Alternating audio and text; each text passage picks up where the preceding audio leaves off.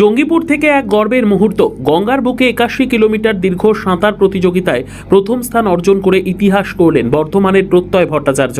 এই অসাধারণ কৃতিত্বকে স্বীকৃতি জানাতে শনিবার জঙ্গিপুর পুলিশ জেলার পক্ষ থেকে তাকে বিশেষ সম্বর্ধনা প্রদান করা হয়। জানা গেছে, একটানা প্রায় 11 ঘন্টা সাঁতরে গঙ্গার স্রোত জয় করেছেন প্রত্যয়। তার শারীরিক সহনশীলতা, মানসিক দৃঢ়তা এবং অক্লান্ত প্রচেষ্টা তাকে এনে দিয়েছে এই অনন্য সাফল্য। উল্লেখযোগ্যভাবে টানা 3 বার এই প্রতিযোগিতায় প্রথম স্থান অর্জন করে তিনি এক বিরল হ্যাট্রিকের কৃতিত্ব স্থাপন করেছেন। সম্বর্ধনা অনুষ্ঠানে জঙ্গিপুর পুলিশ সুপার অমিত কুমার সাউ এবং জেলার উচ্চপদস্থ কর্তারা প্রত্যয়ের হাতে স্মারক ও উপহার তুলে দেন। তার এই কৃতিত্বে গর্বিত সমগ্র জঙ্গিপুর ও মুর্শিদাবাদবাসী। পুলিশ জেলার পক্ষ থেকে জানানো হয়েছে, প্রত্যয়ের এই অর্জন আগামী প্রজন্মের তরুণ তরুণীদের ক্রীড়াক্ষেত্রে এগিয়ে যাওয়ার অনুপ্রেরণা যোগাবে। প্রত্যয় ভট্টাচার্য সম্বর্ধনা গ্রহণ করে জানান, এটা আমার জীবনের এক অবিস্মরণীয় মুহূর্ত। আমি চাই দেশের তরুণরা খেলাধুলোর মাধ্যমে নিজেদের গড়ে তুলুক এবং বিশ্ব দরবারে ভারতের নাম উজ্জ্বল করুক।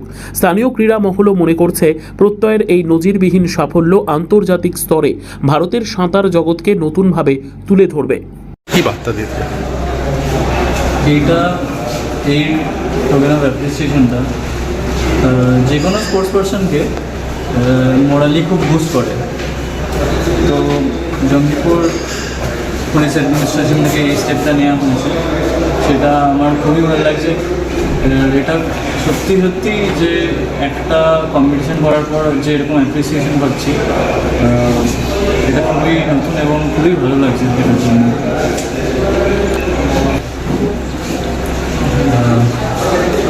বার্তা মানে এরকম কিছুই না, যা হয় আমরা এই বারবার ফিরে আসি এই কম্পিটিশনটা করার জন্য।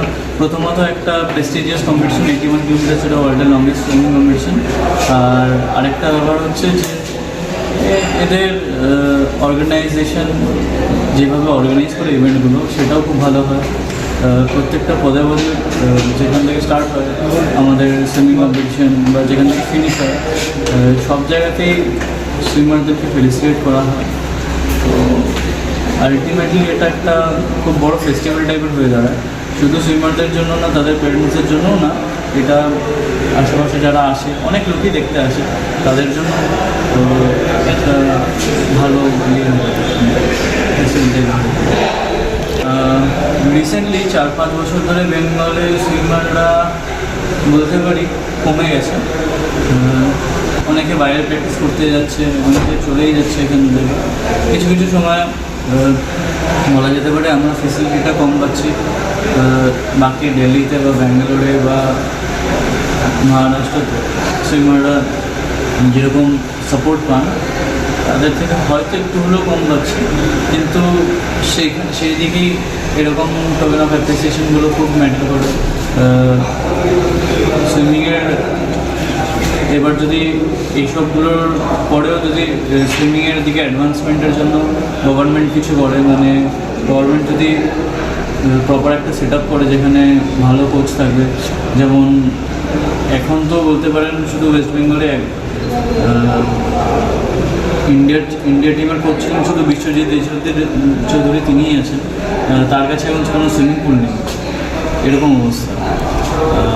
তো এখন যদি সেই জিনিসগুলোকে একটু রেকটিফাই করা যায় তাহলে খুবই ভালো। সেই ব্যাপারে কথা হচ্ছিল আজকে, তো উনি বললেন যে এখানকার ডিএম সাহেব কিছু সুইমিং পুল তৈরি করার নিয়ে পদক্ষেপ নেবেন বা নিচ্ছেন, একটা সেট আপ করার। তো এটা একটা ভালো দিক। এই সাব ডিভিশনে যদি একটা সুইমিং পুল তৈরি হয়, সেখানে অনেকে শুধু হেলথ মানে কম্পিটিটিভ সুইমিংয়ের জন্যই না, হেলথের জন্য ভালো। তো যারা বাচ্চারা আছে বা যারা